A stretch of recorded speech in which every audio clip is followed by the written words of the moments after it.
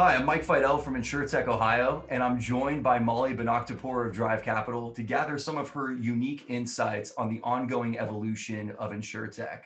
Molly, thanks for joining me today. Glad to be here, Mike. Thanks for having me. Privilege. I really, Drive Capital is doing a lot of great things, really in and outside of insurance, but focusing on insurance. Very curious to learn a little bit more about Drive's background and focus in the space, as well as your own. Yeah, for sure. So Drive Capital is a 7-year-old venture capital firm. We now have 1.2 billion under management, and we are based here in Columbus, Ohio. We first started investing in InsurTech when it was really, frankly, just called insurance, with our first two investments happening in 2014 and 2015 with Beam Dental and Root Insurance. So we've had quite a bit of experience in the market. I've been at Drive now for about 3 years, investing mostly in the healthcare space, and obviously health insurance is a big piece of that as well. So super excited to be here and talk a little about insurance. Love it. Love it. Thanks again. So first question, Drive Capital is invested in some really exciting companies in the InsurTech space specifically. So I'm curious to hear more about your broader thesis for where the insurance industry is today and how insurance technology is changing expectations in 2021 and beyond. For sure. So I think we look for three pretty simple things broadly across different industries within insurance. The first being a disruption to existing distribution models. And this insight really came through with our investments in both Root and Beam. You think about it, insurance heavily relied upon using humans to sell insurance to other humans. Root was like, what happens if we sell traditional or we sell auto insurance through your phone? Can we do something like that? And it turns out, yes, you can. And when we think about that disruption, it allows companies to scale in an entirely new way and reach their customers in a much more efficient manner. So when we look at whatever the industry is, whether it is something like auto insurance or health insurance or any other insurance vertical, we want to see some sort of disruption to that existing distribution model. The second thing is going to be a unique pricing model that allows a company to underwrite risk better. For us, it's not enough to just create a better user experience built on top of traditional insurance. While that's going to have an improvement for sure, to us, that's incremental. What we want to see is that step change function. So are companies leveraging some form of insight in a way to be able to underwrite insurance better?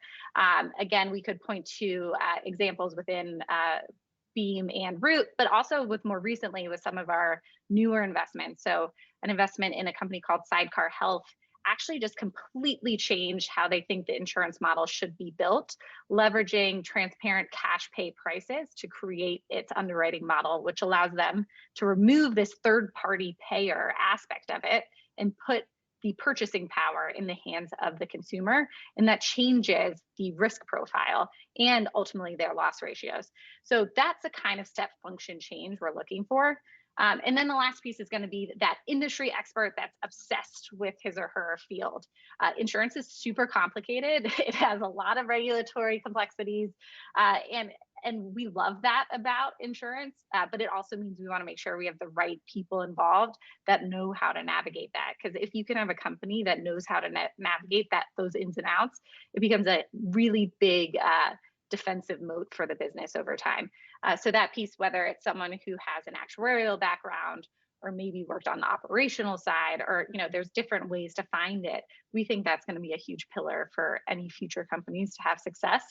And then the last one is more of a nice to have, but something we look for is it compulsory?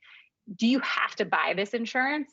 Because that ultimately just opens up the market so much more and allows those companies to grow faster again and take advantage of these other pillars. So that's really how we at Drive have looked at insurance, and a lot of that is informed from investing in the space over the last, now 6-7 years.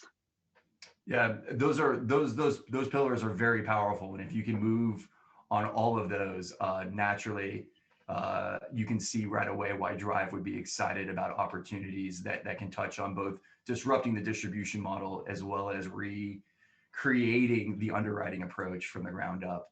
Totally. That's very exciting. could talk about each of those really in their own right, maybe an opportunity for another conversation. But I want to talk about Ohio also. And how does being based in Ohio help drive capital in its pursuits to work with market defining companies in the insurance industry? Yeah, what's been super exciting is seeing how Ohio has been able to position itself as a place that's really phenomenal to build new and emerging insurtech companies. You think about some of the ingredients you need: access to institutional knowledge. If you look at some of the incumbents in this space, Progressive is based in Ohio, Nationwide Insurance is based in Ohio, State Auto. We have a lot of companies that you can really build off of the knowledge that they've created. Also, the Department of Insurance has worked really well with companies like Root to enable this new underwriting models and allow them to grow into additional states. So what we've actually found is that companies that are even not based in Ohio see Ohio as a key pillar and or a key area for success for them, a key state to be based in. So we've moved an additional company here, a company we recently invested in called Battleface, actually moved their headquarters to Columbus, Ohio, because they wanted access to that engineering talent, but also access to that institutional knowledge within insurance. And it's not just the regulatory aspects; it's the customer service pieces, the claims aspects of it. Those are really complicated, important parts of the business that Ohio has a lot of talent for. And then actually another company that we recently invested in is based outside of Ohio, but identified Ohio as a key state for them to grow their full stack insurance carrier business in. And so that's actually Sidecar Health that's based in LA. Had a lot of options of venture capital firms to work with, but saw how Drive could really enable their growth within the state of Ohio specifically, because that's going to really be their jumping off point for their full stack insurance carrier business. So we think this will continue. And it's not just our portfolio companies, right? Like you look at Upstart or Branch, there are other companies that are seeing Columbus and Ohio more broadly as a place that's frankly the best for them to build a successful insurtech company. This is really interesting. So there's certain companies that are getting started outside of Ohio or the Midwest in general, whether they're on one of the two coasts in particular. So their strengths here in Ohio, working with someone like Drive, paying attention to opportunities in Ohio that don't necessarily demand that they move their headquarters to Ohio. I'm curious about some of those strengths that they can tap into even without necessarily picking up and bringing their business to Cleveland, Columbus, et cetera. Yeah, I mean, I think it's just knowing how to navigate a really complicated regulatory environment. It's a highly regulated and often state regulated business. So it's not just one thing to understand how to build out a full stack insurance carrier here in Ohio. It's then how to take that and go into additional states.